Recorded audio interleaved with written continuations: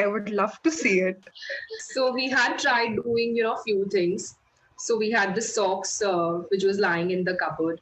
We didn't use it Okay. for ages, and see what we made out of it. So using a little craft material, we made a nice hand puppet, and we use it every time when we are doing rhymes. Wow. This Uh, is so creative. I you know, really liked it. Even I would yeah. love to do that. So like pretty easy, a pair of socks also you don't need. You just need one, one sock. These are the small things. I had these beads at home, and there was this tiny pom pom, and little bit Okay. of wool I had added over here, sticking it with the wool Fevicol, and yeah, my puppet is ready to talk. Wow, that's so impressive. Where even your child would be so enthused in making something like this. Yeah, I mean, of course, she helped me doing a little, but somewhere, some things like this cardboard, we had it, for a very long time again. And these are the buttons which were like, some were broken and not in a good shape. So while teaching her, how you can now, you are a big girl and you need to, now brush your teeth on your own, just to, make it little fun and all. I Right. just showed this to her, and she would do it, at times I would just take a piece of paper or clay, or then she would clean it with a toothbrush. So it was fun activity for her as well, something which was just there and we could use it. And it was she was so amazed, and she gets very happy. Those toys are not required, something Right. which you can make and you know how to use them. So yeah, that was fun as well, and it's This a is memory. such, sorry to interrupt. This is such an interesting, I would say, the teaching aid for child also, as a toy, where the child is trying to just clean the teeth and understand that how hygiene is important. Correct. You And can teach so many concepts. correct, and especially at this time when we are facing, everything, you have to stay home, you have to not step out unnecessary, you have to use the material which you have at home. So I think that time, you can create such things, and it will be really helpful. So basically, if I want to make something out of bottle, what would it be? So A yeah, plastic bottle, I think if I have it at home, what should I try making out of it? so I think we had tried it. It's a little far to reach. I could have shown Okay. you. So what we had done is we had filled the bottle with water. We Yeah. added a little bit of blue color, Okay. paint. Okay, and then we just made tiny fish cutouts, and we just stuck it behind outside, and a Okay. little bit of paint like to make weeds outside. So it gave real look of a little of yeah, Fish sea. tank. Yeah, so Okay. fish tank. Yeah, yeah, right. So something like that, which you don't have to do much as well, but it's always there, and you will feel happy. Wow, I made that. Actually, even if you make it or you're making it with the children, it will give you such a good pleasure where things are like, okay, you're making something Correct, best out of waste, and children also understand that we don't need to waste it.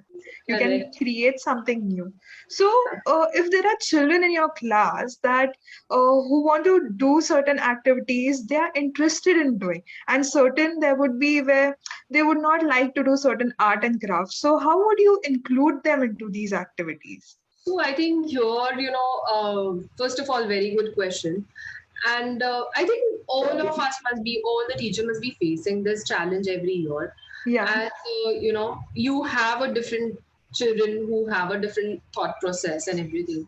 right. So I think what you can do is, you can show them, how to do it. To teach any concept, it's first for teacher, it's very important to understand the learning capacity of child.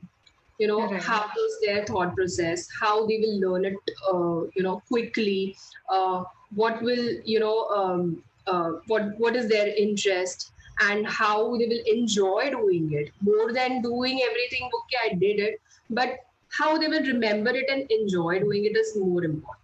So I think what we can try and do is, you give them a material and ask them to explore a little.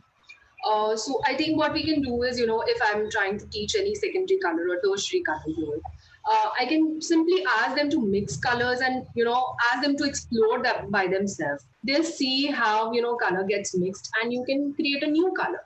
You can do Right. maths concept that way, right? So Right. I think you need to have a little bit of material in your class and a little bit of knowledge, not knowledge I would say, but of course you will see them and you will understand them, and you have to see that how they are understanding and how they are easily they can catch few things and all. So yeah. I agree. I absolutely agree. For them, it would be like, oh, Eureka moment where they have completed something and they'll be like, teacher, I've done this, teacher, I've done that. Absolutely, absolutely. Even if it's a small activity or if it's art and craft, also, even if they've done that completely the way you wanted or the way they wanted to finish it, they'll be like, wow, we did this. Right, right. Now, how would you work with different learning levels in your classroom when it comes to? So I think I think we need to make sure that what is the child's capacity. Okay, Okay. maybe some children can solve one worksheet or any problem within few seconds, and some may take a little while. So I Okay. think you need to understand that first here. Also, we all know that kinesthetic memory is the strongest memory. So, Right. what I would do to understand is see the learning capacity, plan the activities. At times you may have to plan different activity for a child. Right. It would not be the same thing for two children. At times you will have to do it. So, yeah, a little bit, you need to tweak your lessons a little. And yeah, it will be fun. It would be possible to do something and make fun for them.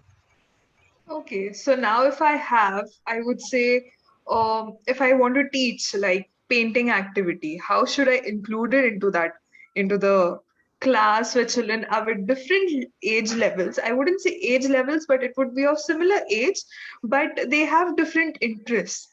So if I give certain children about a clay, or if I give certain children a paper of drawing, what could I do into the classroom at that moment for art and craft, basically?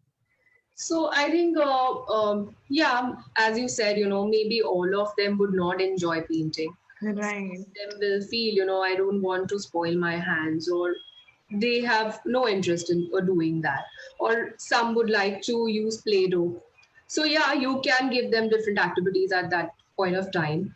And like I said earlier, you can give them colors where they don't even have to touch it, and still they can enjoy doing it, like color mixing activity.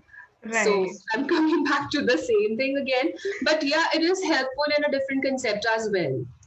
Yeah. Right. So at times you can keep just three colors and ask them, how do we get this new color? I don't have green color in my class. How will I do it? How will I get a new color? And you can give them a challenge.